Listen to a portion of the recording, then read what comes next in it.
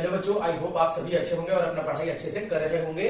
मैंने पिछली वीडियो में अध्याय 1 का प्रश्नावली 2 का पहला क्वेश्चन बताया था। आज मैं आप लोगों को दूसरा क्वेश्चन बता रहा हूँ। अगर आपको किसी प्रकार का कुछ डाउट होता है तो आप कमेंट करिएगा, तभी मैं समझ पाऊंगा कि आपको समझ आ रहा है कि नहीं आ पा रहा है। ठीक है, तो चलते हैं आगे के क्वेश्चंस को देखते हैं। वैसे ये भी क्वेश्चंस बहुत ही सिंपल है, जैसे मैं पिछली वीडियोस में बताया था सेम वैसे ही बनेंगे। तो ये हमारा क्वेश्चन ये बोल रहा है, दूसरा क्वेश्चन, निम्नलिखित में से जांचिए कि gx px क्या है, गुणनखंड है या नहीं, हमें ये जानना है। तो हमारा पहला क्वेश्चन है gx बराबर x माइनस 3 और px बराबर x के घात में 3 माइनस 4 x के घात में 2 प्लस x प्लस 6। देखिए ये आपका क्या हो जाएगा, ये आपका भाजक हो जाएगा और ये आपका भाज्य है। तो सबसे पहले हम प्रश्न इसका जब आंसर देंगे तो हम दिया है करके ऐसे बताएंगे। उसके बाद मैं आप लोगों को कल के वीडियोस में भी बताया था कि भाजक को हम हमेशा क्या मानते हैं, 0 मानते हैं। तो 0 मानने के बाद gx के मान को फिर हम यहाँ पर रखिए, gx का मान जो दिया हुआ था x माइनस 3 था, फिर हमें x का मान क्या निकालना था, तो x को यहीं छोड़ दिए और 3 को इधर क्या कर दिए,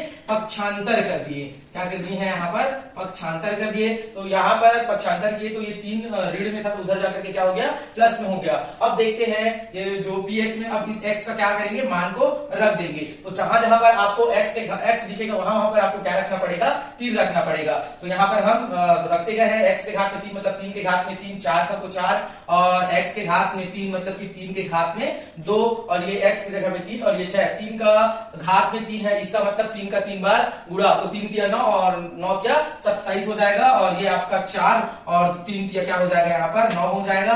अब देखिए ये 3 और 6 को जोड़े तो 9 हो गया। अब 4 या 36 और ये क्या है, यहाँ पे 36 किए, ये ऋण वाला था, 27 धन वाला था और 9 भी धन वाला था। तो इन दिनों को क्या करेंगे, जोड़ेंगे। तो 27 और 9 को जोड़ेंगे तो हो जाएगा आपका 36 और एक 36 आपका पहले से मौजूद था, वो जो कि ऋण का था। तो देखिए 36 आपस में क्या हो गए, घट गए, मतलब कि 0 आ गया। अब उसके आंसर में बोलेंगे अतः gx px क्या है, गुणनखंड है। इसी प्रकार इसका दूसरा क्वेश्चन है, वो भी ऐसी बनेगा। इसमें हमें gx और px का वैल्यू दिया हुआ है, फिर हम दिया है करके सेम ऐसे ही उतारेंगे इसको, फिर gx को क्या मानेंगे, 0 मानेंगे और जो gx का जो वैल्यू दिया हुआ है x प्लस 1 उसको यहाँ पर क्या है ला करके रखेंगे, फिर x को यहीं पे रोकेंगे और 1 को क्या करेंगे, उधर पक्षांतर करेंगे। तो ये यहाँ पर एक धन में था तो इधर आकर के किसमें हो जाएगा, ऋण में हो जाएगा।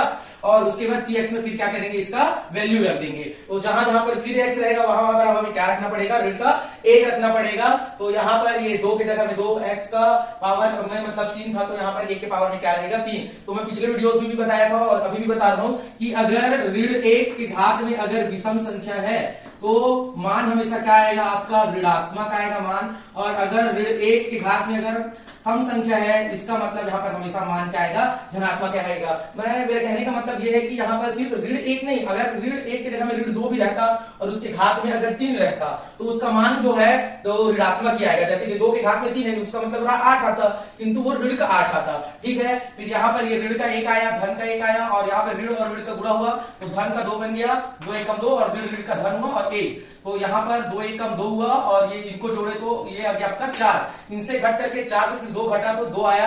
तो अब क्या है, यहाँ पर 0 नहीं आया, इसलिए हम बोलेंगे gx px का क्या है, गुणनखंड नहीं है। ठीक है, इसका तीसरा क्वेश्चन कुछ इसी प्रकार है और जिसमें gx और px का मान दिया हुआ है। फिर हम रखेंगे इसका gx को रखेंगे और px को दिया है करके, फिर gx को इधर पक्षांतर करेंगे तो x का वैल्यू धन का 2 आ जाएगा। ठीक है, अगर ये क्वेश्चन आपसे नहीं बनेंगे तो कमेंट करिएगा, मैं इसका बना करके वीडियो डालूंगा। अगर कोई भी इसके आगे कोई क्वेश्चन में डाउट होगा तो बताइएगा, मैं सीधा सीधा इसके बाद तीसरा क्वेश्चन का आंसर इसमें बताऊंगा। ठीक है, थैंक यू।